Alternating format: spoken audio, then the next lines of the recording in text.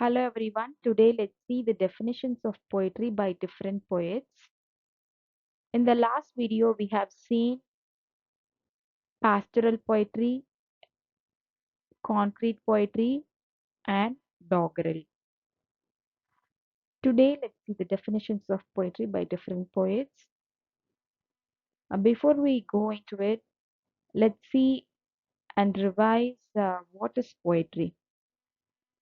Actually, poetry is a thing where the author expresses his emotions, feelings and ideas, where he pours out his emotions through words in an artistic way that is called poetry. But we see, let us see the poetry in a detailed way. What is poetry? Poetry is a form of literary expression that uses language to create imaginative and emotional responses through the use of various elements such as rhythm, rhyme, sound patterns, and figurative language.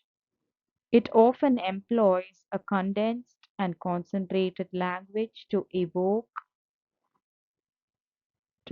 in the sense to stir up deeper meanings and emotions. That's what poetry is. Let's see who are all the poets defined poetry. Here, William Wordsworth. William Wordsworth defined poetry as it is the spontaneous overflow of powerful feelings. It takes its origin from emotions recollected in tranquility.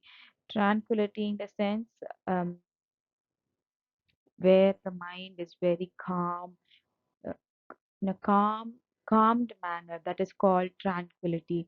So this is the definition of poetry by William Wordsworth. The spontaneous overflow of powerful feelings.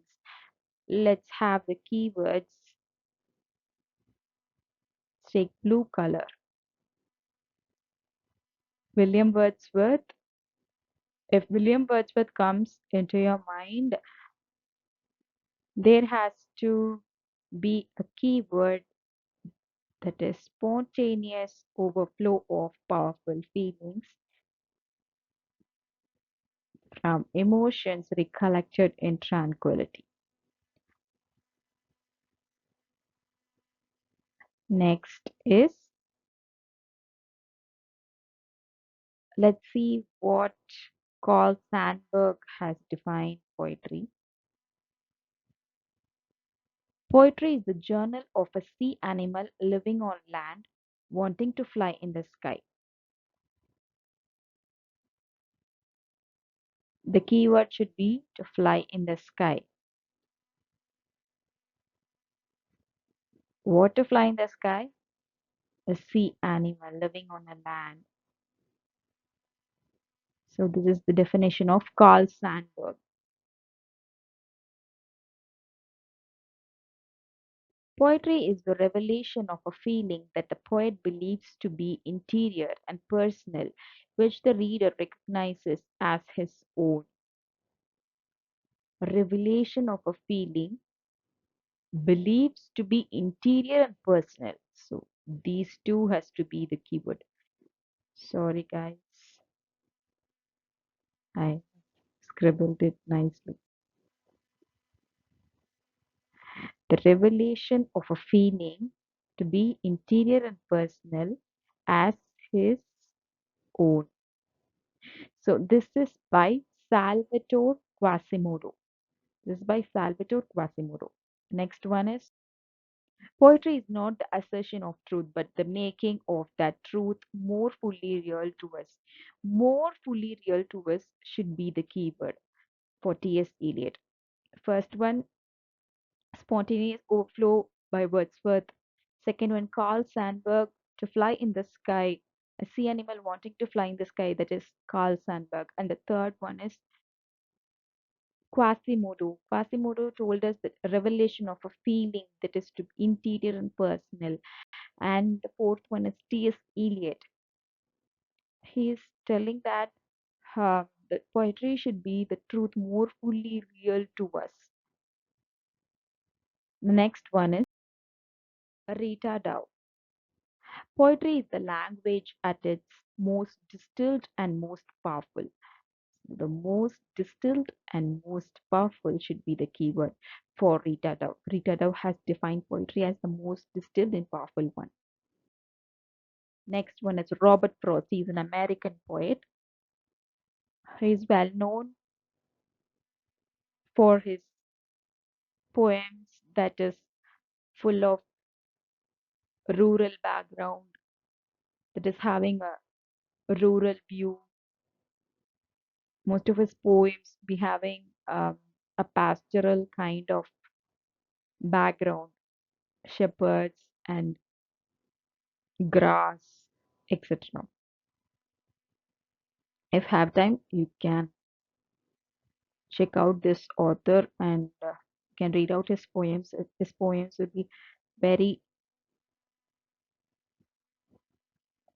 his poems will be very interesting to read, and his poems are filled with imagery.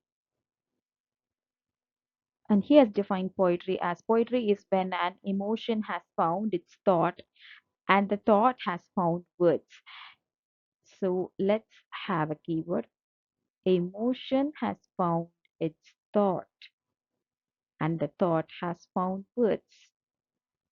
So this has to be the keyword. Emotion has found its thought and thought has found words. Next one, Samuel Johnson. Samuel Johnson, he defined poetry as poetry is the art of uniting pleasure with truth. So the keyword should be uniting pleasure with truth. Pleasure with truth. This itself is enough. Pleasure with truth. If it is pleasure with truth, that is told by Samuel Johnson. Next one is Percy Bysshe Shelley. He is one of the romantic poet who is also often associated with William Wordsworth, Taylor Coleridge, and John Keats. And then, yeah, is and Lord Byron. Yes,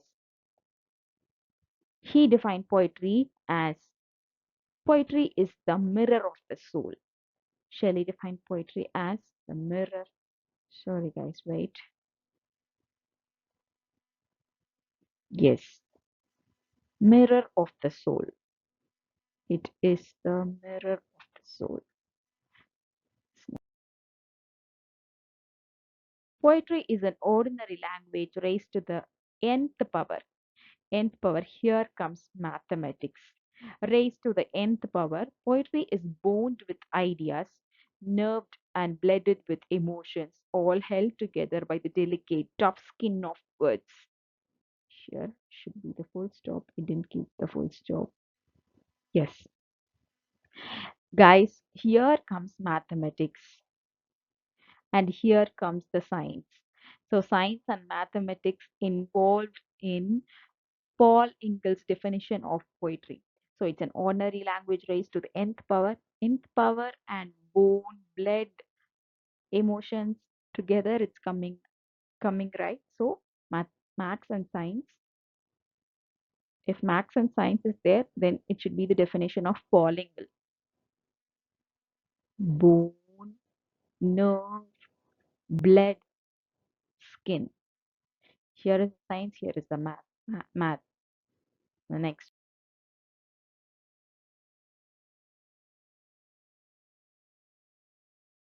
William Hazlitt. Guys, William Hazlitt has defined poetry as it is the universal language which the heart holds with nature and itself. So it is a universal language where the heart holds. These two should be the keywords. Heart holds with nature. Universal, it is the heart holds with nature. So this is the definition of William Hazlitt about poetry.